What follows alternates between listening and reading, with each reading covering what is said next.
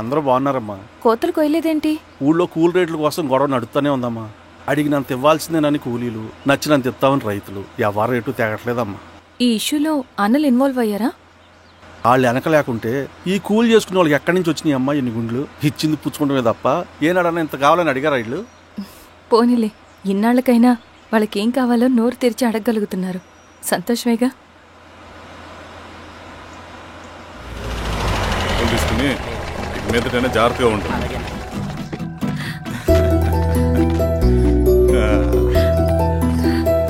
బాగున్నావమ్మా? బాగున్నానన్నయ్య, నువ్వెలా? బాగున్నాను. రా లోపలికి వెళ్దాం. రా కూర్చో. సో ప్రయాణం అంతా బాగానే జరిగింది కదా?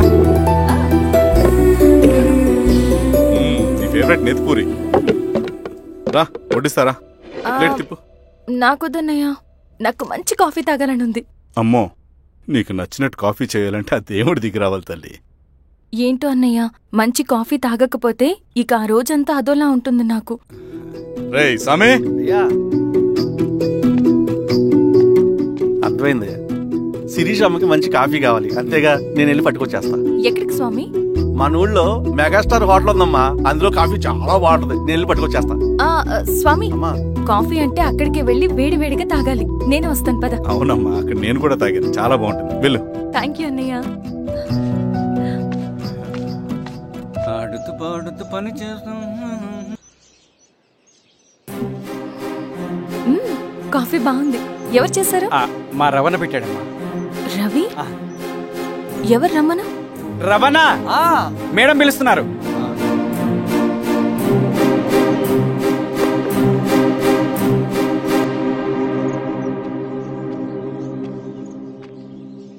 ఇతనే రవణ. శిరీష మీరా? రవి, నువ్వేంటి ఇక్కడ? కాఫీ బాగుందా? చాలా. అది కాదు రవి, నువ్వు ఇక్కడ? ఈ హోటల్ మనోల్దే. మన ఫ్రెండ్స్ అందరు బాగున్నారా? చాలా బాగున్నారు. అవును, మీరేంటి ఇక్కడ? ఏమైందన్నా? అన్నా, స్వామి త్వరగా కార్తీ. జాగ్రత్త అన్నా, త్వరగా పట్టిది అన్నా.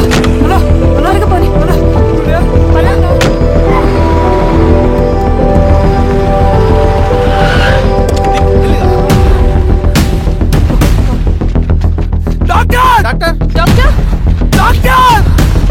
ఏమైంది డాక్టర్? త్వరగా చూడండి డాక్టర్. లోపల తీసుకురండి.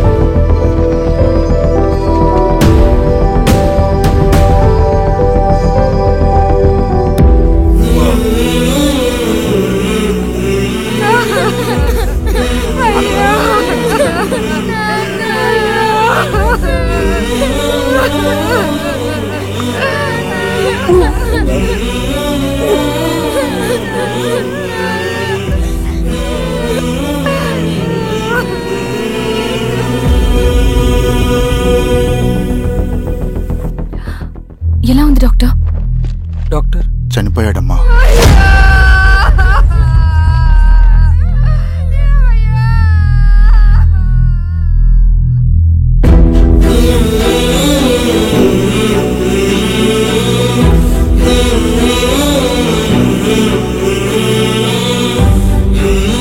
ఆ పేపర్స్ ఏంటి రవి? అతని భూమికి సంబంధించిన పేపర్స్. ఒక సంవత్సరం నుంచి ఈ పేపర్స్ పట్టుకుని ప్రతిరోజు ఎంఆర్ ఆఫీస్ చుట్టూ తిరిగేవాడు. భూమిని తాకట్టు పెట్టి అప్పు తీసుకున్న పాపానికి టైంకి వడ్డీ కట్టలేదని అప్పిచ్చిన ఆ దొర ఎంఆర్ఓ ఆఫీసులో లంచం ఇచ్చి భూమిని తన పేరు మీద రాయించుకున్నాడు. ఈ ఎంఆర్ఓ ఆఫీసులో ఎవరు నిజాయితీగా పనిచేయట్లేదండి. చెట్టు కట్టి నరకాలు ఒక్కొక్కడిని. నరికేడువేంటి రవి? నువ్వు కాగితం మీద ఒక బొమ్మ గీస్తావు, ఒక చోట సరిగ్గా రాదు. ఏం చేస్తావు? ఎరేజర్తో సరిచేస్తావా, లేకుంటే ఆ పేపర్ని చింపేస్తావా? మరి మనుషుల విషయంలో ఎందుకు రాదు ఆ ఆలోచన? తప్పు చేసిన ప్రతి ఒక్కరిని నరుక్కుంటూ పోతే చివరికి మిగిలేది మనుషులు కాదు, శవాలు.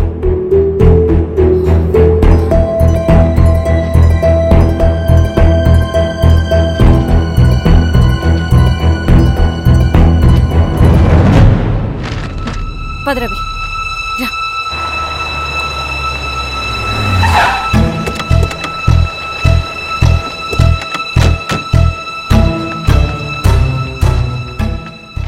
పానుకోటి నర్సయ్య ల్యాండ్ ఎవరు చూస్తున్నారు? మీరెవరు? ఇదిగోండి అప్లికేషన్. ఇది డిస్ప్యూట్ ల్యాండ్, ఎవడేం చేయలేడు. నీ నిర్లక్ష్యం, నీ లెక్కలేనితనం వల్ల ఒక నిండు ప్రాణం పోయింది. ఒక కుటుంబమే రోడ్డు మీద పడింది తెలుసా? ఏంటో మా గొడవ?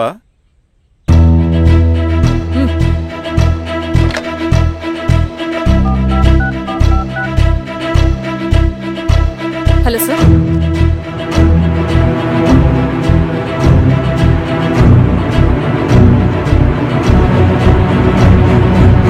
Okay sir. You are dismissed. Peon, నేను ఒక పేపర్ ఇస్తాను, అది కలెక్టర్ గారికి ఫ్యాక్స్ చేయి. అలాగే మేడం. ఎవరమ్మా మీరు? ఈ ఊరికి కొత్తగా వచ్చిన ఎంఆర్ఓ.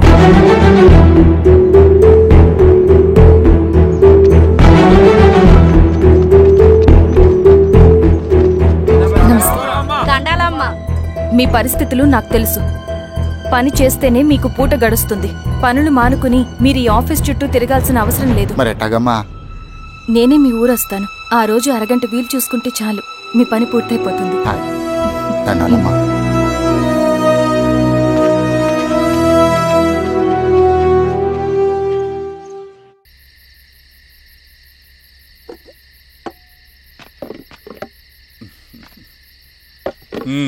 ఎంఆర్ఓ గారు, ఏంటి ఛార్జ్ తీసుకున్న మొదటి రోజే ఆఫీస్లో మీ పవర్ చూపించారట? అన్నయ్య, నువ్వు సస్పెండ్ చేసిన వ్యక్తి నా దగ్గరికి వచ్చాడమ్మా. పాపం కన్నీళ్లు పెట్టుకున్నాడు. అతడి వల్ల నష్టపోయిన ఒక వ్యక్తి నా కళ్ళ ముందు చనిపోయాడన్నయ్య. కన్నీళ్లు ఎన్నిసార్లు తుడుచుకున్నా పోతాయి, కానీ వీళ్ల నిర్లక్ష్యంతో పేదవాళ్ల ప్రాణాలే పోతున్నాయి. అన్నయ్య, మనూరి సమస్య పేదరికం కాదు, నక్సలిజం. నాలాంటి ప్రభుత్వ ఉద్యోగులు వాళ్ల డ్యూటీలు సక్రమంగా చేయకపోవడం వల్ల విసిగిపోయిన జనం అడవిలో వాళ్ల హెల్ప్ తీసుకుంటున్నారు. ఒక వ్యవస్థ ఇక్కడ సరిగ్గా పనిచేయనందుకే మరో వ్యవస్థ అక్కడ పుట్టింది. అందుకే నా పన్నం చేయనివ్వండి. స్నానం చేసిరండి, భోజనం చేద్దాం.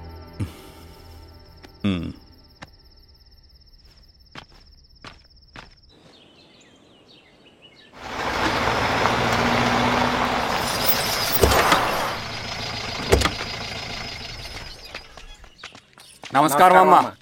నమస్తే. ఇలా రండి. మీ ఊరు నుంచి కొందరు ఎంఆర్ఓ ఆఫీస్లో అప్లికేషన్స్ ఇచ్చారు. తను వాళ్ళ పేర్లు చెప్తారు, వాళ్ళని పిలవండి. అలాగే మేడం. వెళ్ళండి. Madam, coffee. నువ్వెప్పుడు వచ్చావు రవి? మీరు గంటకోసారి కాఫీ కావాలంటారు కదా, మాటి మాటికి వెళ్ళి రావడం ఎందుకని వచ్చేసా.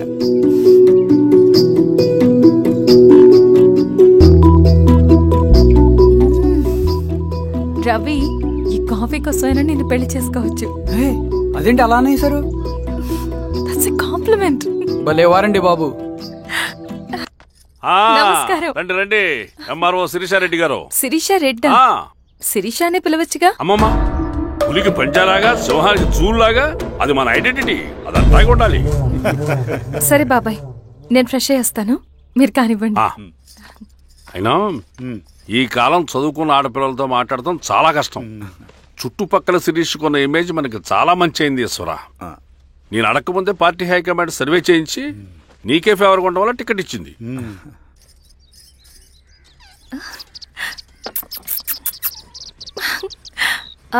అనేవాళ్ళు ఎక్కడ? బయటికెళ్ళారమ్మా. ఓ, బయటికెళ్ళారా? రవిని పిలువు. అలాగే. మేడం. రవి రా రా, కూర్చో. పర్లేదు మేడం. మేడం ఏంటి, శిరీషానే పిలవచ్చుగా. అది కాదండి, ఎవరైనా చూస్తే. కూర్చోవయ్యా. ఇది ఆఫీస్ కాదు రవి, మా ఇల్లు. వడ్డించు. సరే అమ్మా. రవి, అడవిలో నక్సల్స్ ఎక్కడుంటారో తెలుసా నీకు? ఏంటి శిరీష? అడవిలో నక్సల్స్ ఎక్కడుంటారో తెలుసా నీకు? ఎందుకు శిరీష గారు? తెలుసా తెలీదా? నాకెలా తెలుస్తుందండి? చూచాయిగా ఆయన తెలీదా? సరే, ఎక్కడుంటారో నాకు ఐడియా ఉంది. సాయంత్రం ఇద్దరం కలిసి వెళ్దాం. అది కాదండి. నువ్వు వస్తున్నావు అంతే. తిను. ఇది ఎక్కడ కూడా బాబు, సడన్ గా నక్సల్స్ అంటుంది, అడువంటుంది. కొంప తీసి నా మీద ఏమైనా అనుమానం వచ్చిందా ఏంటి? రవి, ఇక్కడే ఆపొకసారి. ఎందుకు ఇప్పుడు ఈ టైంలో అడ్వెంచర్లు? ఇప్పుడు జరగరాంది ఏమైనా జరిగితే రేపు మీ అన్నయ్యకి తెలిస్తే బాగోదు. రవి, చుట్టూ చూడు, పైన వెన్నెల, పక్కనే అడవి. అబ్బో, ఎంత బ్యూటిఫుల్ గా ఉందో. అవునా? అవునా ఏంటి? అసలు ఎప్పుడు చూసినా ఎందుకలా డల్ గా ఉంటున్నావు? కాలేజీలో ఇలా ఉండేవాడివి కాదు కదా, ఏమైంది? అది ఒక్క నిమిషం. హలో మేడం, పేషెంట్ కి అర్జెంట్ గా ఏ పాజిటివ్ బ్లడ్ కావాలి మేడం. రవి, అర్జెంట్ గా హాస్పిటల్కి పోని. ఏమైంది? పోనీ. రండి మేడం, ప్లీజ్ రండి. పోలీసులకి నక్సల్స్ కి కాల్పులు జరిగాయి. ఆ కాల్పుల్లో గూడెం కుర్రాడు ప్రాణాపాయ స్థితిలో ఉన్నాడు. తన బ్లడ్ మీ బ్లడ్ సేమ్. ఆ బ్లడ్ గ్రూప్ మా హాస్పిటల్లో లేదు, అందుకే మీకు కాల్ చేశాను. ఓ అవునా? అవును మేడం. పదండి డాక్టర్. Thank you madam.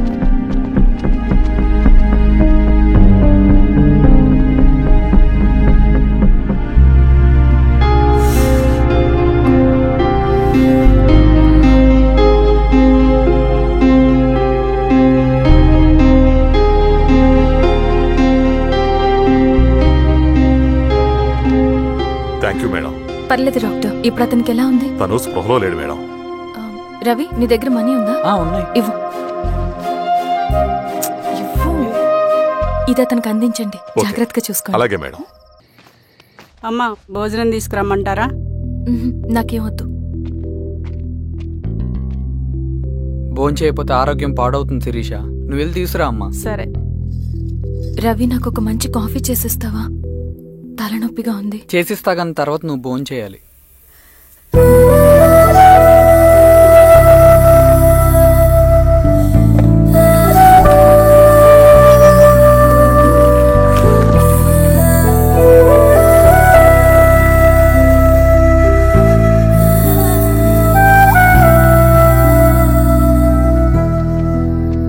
మీరేంటిలా? మంచినీళ్ళ కోసం వస్తున్నాను. ఓ, లోపల ఉన్నాయి, పదండి.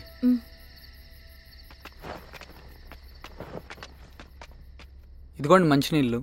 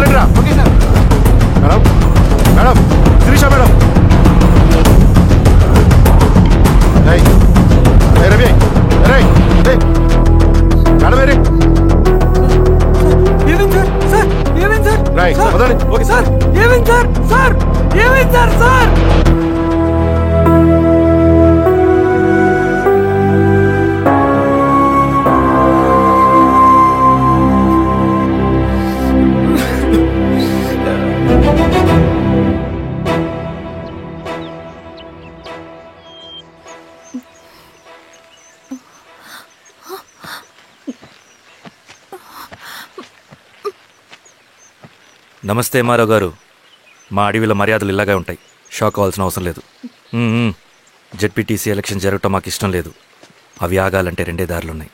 ఒకటి మీరు విత్డ్రా చేసుకోవాలి, లేదా మీరు చనిపోవాలి.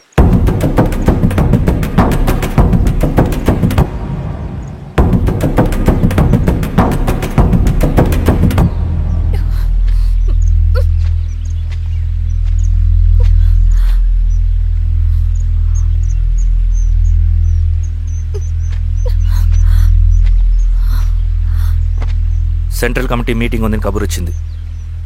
మేము వచ్చేలోపు ఎలక్షన్స్ ఆగిపోయే న్యూస్ రావాలి.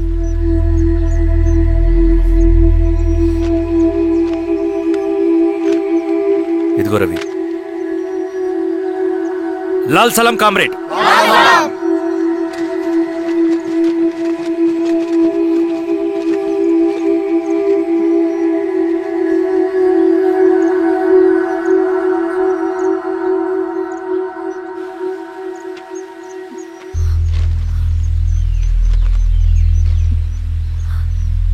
ప్రపంచంలో గొప్ప వాళ్ళ చావులన్నీ నమ్మక ద్రోహంతోనే జరుగుతాయని నిరూపించావు Ravi.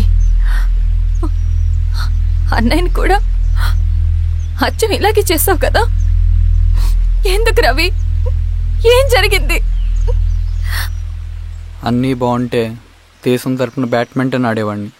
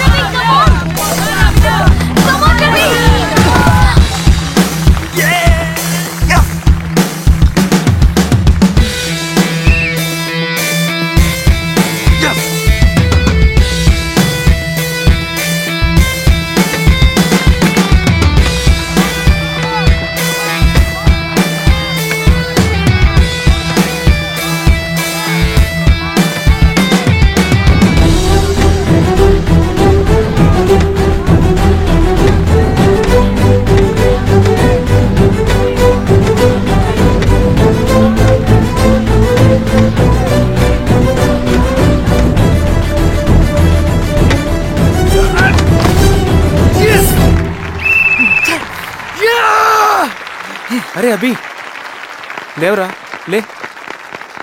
Congratulation. Thank you sir. Ravi, congratulation.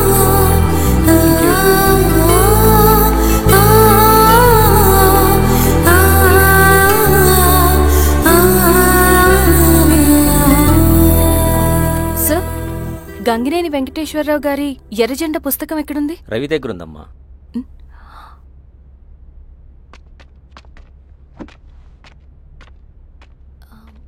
Ravi, మీకు ఈ బుక్స్ అంటే ఇష్టమా? అవును, నీకు కూడానా? నేను ఇప్పుడిప్పుడే చదువుతున్నా. సైలెన్స్. క్యాంటీన్కి వెళ్ళి మాట్లాడుకుందామా? ఓకే. అక్క కాఫీ. థ్యాంక్ యూ రచన. పర్లేదక్క. అయ్యో, కాఫీ అస్సలు బాగాలేదు.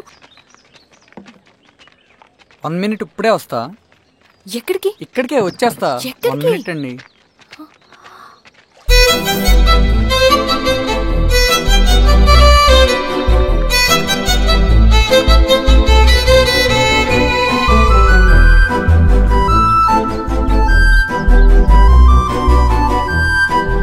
ఒకసారి ఈ కాఫీ టేస్ట్ చేయండి.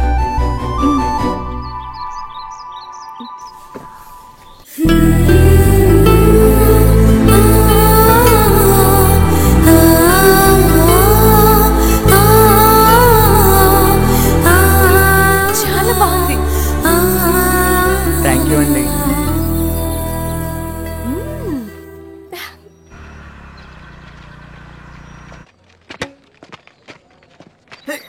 వావ్ సార్, ఇట్రా Ravi. Congratulations Ravi. Sir, state badminton training కి సెలెక్ట్ అయ్యావు నువ్వు. Sir, thank you sir. Carrier. నువ్వేమో ఇక్కడ కూర్చొని ఆడుకుంటున్నావు, వాడేమో state level training select అయ్యాడ్రా.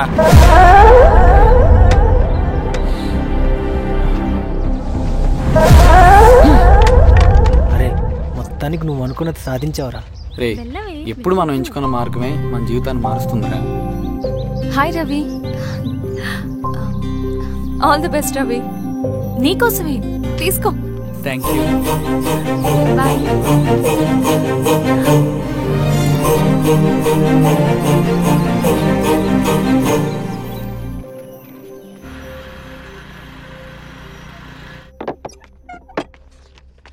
Sir రమ్మన్నారంట. ఎందుకలా చేసావు రవి నువ్వు? ఏవేం సార్, నేనేం చేశాను? ఇదేమిటో చూడు. Question paper sir. అవును, రేపు జరగబోయే టర్మ్ ఎగ్జామ్ పేపర్. నువ్వు లీక్ చేసిన పేపర్. సార్ అసలు నువ్వు ఇలా చేస్తావనుకోలేదు. సార్ నేను క్వశ్చన్ పేపర్ లీక్ చేయట్లేండి సార్. నేనంతా చదువుకుంటూ రూమ్ లోనే ఉన్నాను సార్. నన్ను నమ్మండి సార్. ఈ జెర్సీ నీదే కదా? సార్ అది నాదే, కానీ దీనికి నాకేం సంబంధం లేదు సార్. నన్ను నమ్మండి సార్.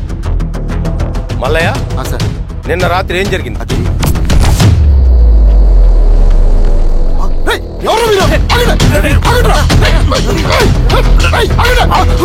సార్ అతను అబద్ధం చెప్తున్నాడు సార్. నాకేం తెలియదు సార్. నేను దొంగతనం చేయలేదు సార్. నన్ను నమ్మండి. ఐఎమ్ వెరీ సారీ రవి, నేనేం చేయలేను. తప్పు నువ్వే చేసావని అన్ని నీ వైపే ఉన్నాయి. నిన్ను రెస్టికేట్ చేయడం తప్ప నాకు వేరే ఆప్షన్ లేదు. సార్ అంత పని చేయమాకండి సార్. నా లైఫ్ పోతుంది సార్. ఇండియా తరపున బ్యాడ్మింటన్ ఆడాలన్నది నా డ్రీమ్ సార్. నన్ను నమ్మండి సార్. సార్ సార్ సార్ నాకేం తెలియదు సార్. నన్ను నమ్మండి సార్. సార్ నాకేం తెలియదు సార్. నిజంగా నాకేం తెలియదు సార్. సార్ నన్ను నమ్మండి సార్. సార్ నేనేం తప్పు చేయలేదు సార్. నాకేం సంబంధం లేదు సార్. నన్ను వదిలేయండి సార్.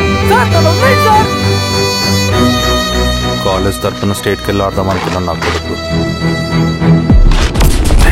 తాళం అక్కడే ఉంది కదా.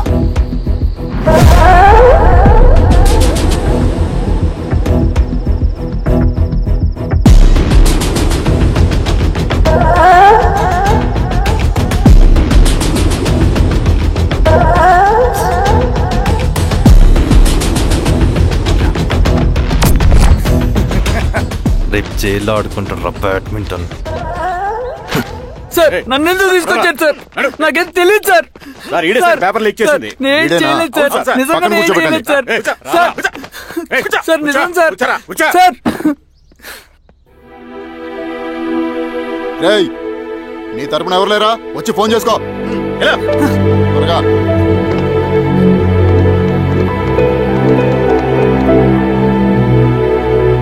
సార్ నేను రవీన్ సార్.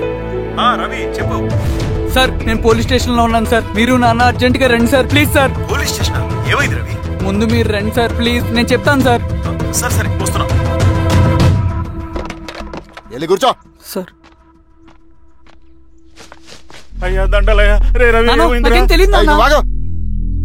నీ కొడుకు క్వశ్చన్ పేపర్స్ దొంగతనం చేసి దొరికిపోయాడు. ఎఫ్ఐఆర్ రాసి కేసు పెడితే జైలు శిక్ష పడుతుంది. అలా కాకుండా కేసు క్లోజ్ చేయాలంటే 2 లక్షలు కావాలి. వెళ్ళి తీసుకుంట్రా. అర్థమైందా? ఏదోన్నయ్యా. ఏయ్, నా సంగతి నీకు తెలుసు కదా. లోపలేస్తే 10 సంవత్సరాలు బయటికి రాడు. వెళ్ళి డబ్బులు కొట్టరా.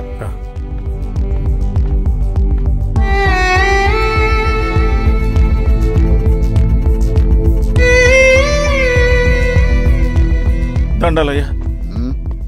ఇదిగోనయ్యా 2 లక్షలు.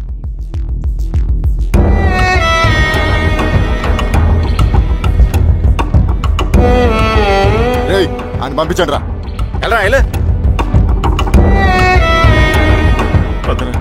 నిజంగా దీనికి నాకేం సంబంధం లేదు నాన్న. త్వరగా దున్నండి రా. బంగారం లాంటి భూమిది. అరే ఏంకన్నా పటేల్ మీ పొలం దున్నేస్తున్నాడు. పటేల్ మా పొలం రవి పద.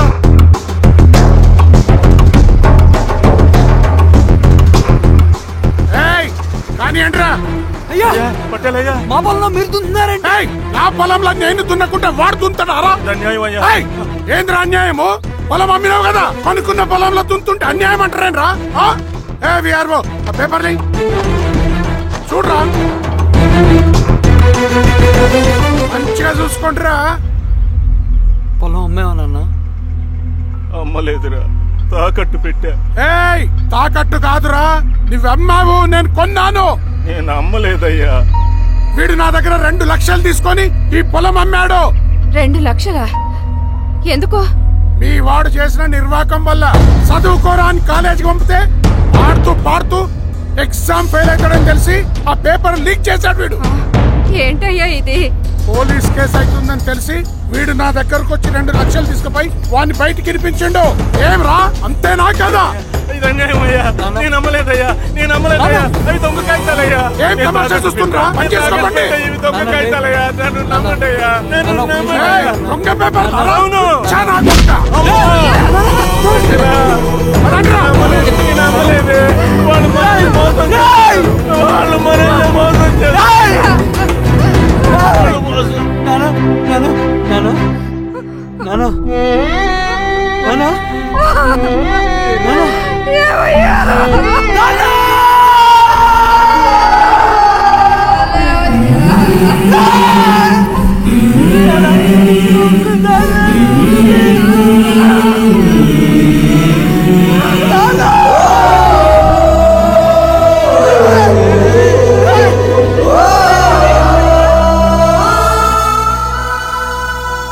నాన్న చనిపోయిన తర్వాత మా భూమి కోసం వెళ్ళి పై అధికారులను కలిశాను, కానీ వాళ్ళు కూడా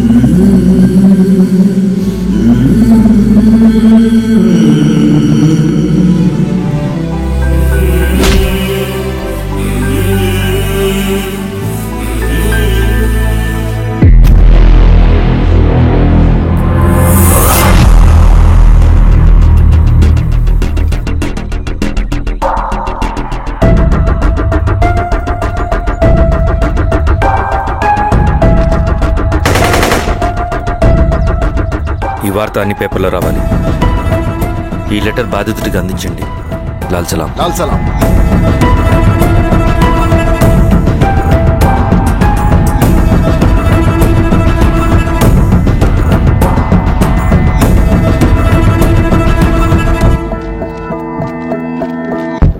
ఈ పీడిత భూస్వాముల నుండి విముక్తి కోసం విప్లవ పోరాటం చేయాలి. పేద ప్రజలను సమసమాజం వైపు నడిపించాలి.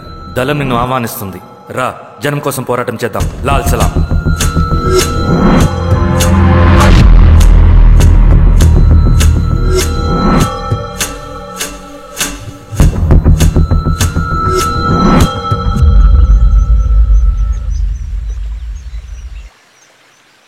నాకు పట్టిన గతి ఇంకెవ్వరికీ పట్టకూడదని ఉద్యమంలోకి వచ్చాను.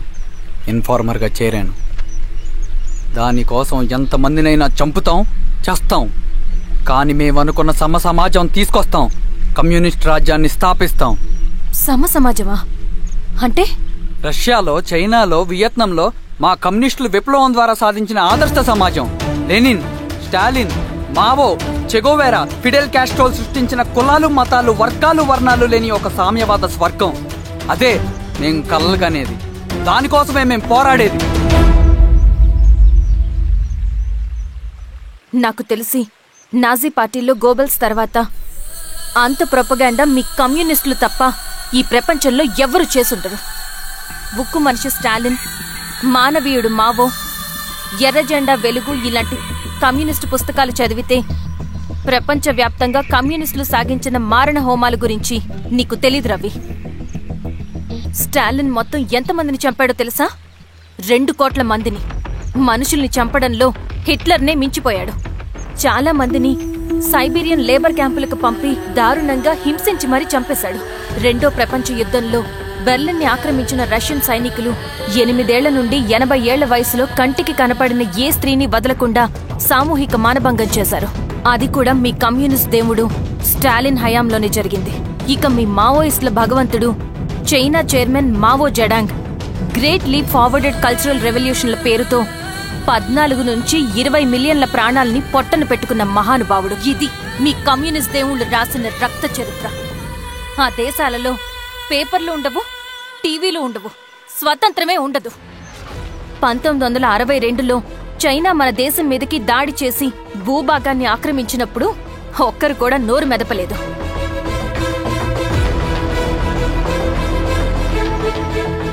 కమ్యూనిస్టుల మానసపుత్రులైన మీ నక్సలైట్లు ఏమైనా తక్కువ తిన్నారా?